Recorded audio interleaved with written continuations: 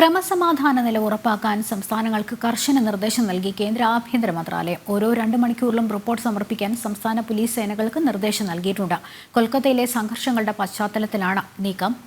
വിവരങ്ങളുമായി എസ് നന്ദഗോപൻ ചേരുന്നുണ്ട്. നന്ദൻ, കൊൽക്കത്തയിൽ നമുക്കറിയാം ഡോക്ടർ ബലാത്സംഗം ചെയ്ത് കൊല ചെയ്യപ്പെട്ട സംഭവത്തിൽ വലിയ രീതിയിൽ പ്രതിഷേധം നടക്കുന്നുണ്ട്. മാത്രമല്ല, ഈ പ്രതിഷേധം മുതലെടുത്തുകൊണ്ട് ചില സാമൂഹ്യ വിരുദ്ധരും ഇറങ്ങിയിട്ടുണ്ട്. ആ ഒരു പശ്ചാത്തലത്തൊക്കെ ഇത്തരത്തിൽ സംസ്ഥാനങ്ങൾക്ക് കേന്ദ്ര ആഭ്യന്തര മന്ത്രാലയം നിർദ്ദേശം നൽകിയ സാഹചര്യം.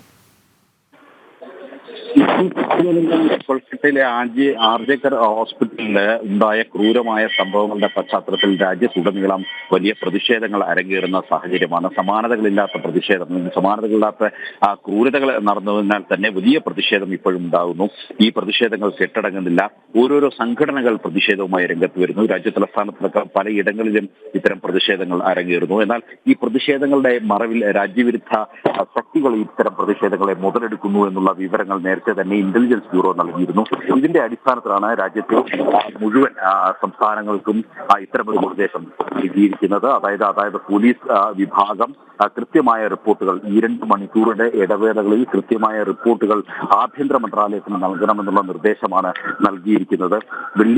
കഴിഞ്ഞ വെള്ളിയാഴ്ച 4 മണി മുതൽ രാജ്യത്തെ മുഴുവൻ പോലീസ് സംവിധാനങ്ങളും ഇത്തരത്തിൽ ആഭ്യന്തര മന്ത്രാലയത്തിന് റിപ്പോർട്ട് കൈമാറി തുടങ്ങിയിട്ടുണ്ട്. ഈ റിപ്പോർട്ടുകളുടെ അടിസ്ഥാനത്തിൽ ഏതെങ്കിലും തരത്തിൽ സേനാ വിന്യാസമോ അല്ലെങ്കിൽ ഏതെങ്കിലും മുൻകരുതലുകൾ സ്വീകരിക്കണമോ എന്നുള്ളതടക്കം ആഭ്യന്തര മന്ത്രാലയം പരിശോധിച്ചു വരികയാണ്. ഏതായാലും ഇത്തരം പ്രതിഷേധങ്ങൾ രാജ്യവിരുദ്ധ ശക്തികൾ മുതലെടുക്കാനുള്ള സാധ്യതകൾ നേരത്തെ രഹസ്യാന്വേഷണ വിഭാഗം ചൂണ്ടിക്കാണിച്ചതിന്റെ അടിസ്ഥാനത്തിലാണ് ഇപ്പോൾ ഇത്തരമൊരു നിർദ്ദേശം ആഭ്യന്തര മന്ത്രാലയം നൽകിയിട്ടുള്ളത്.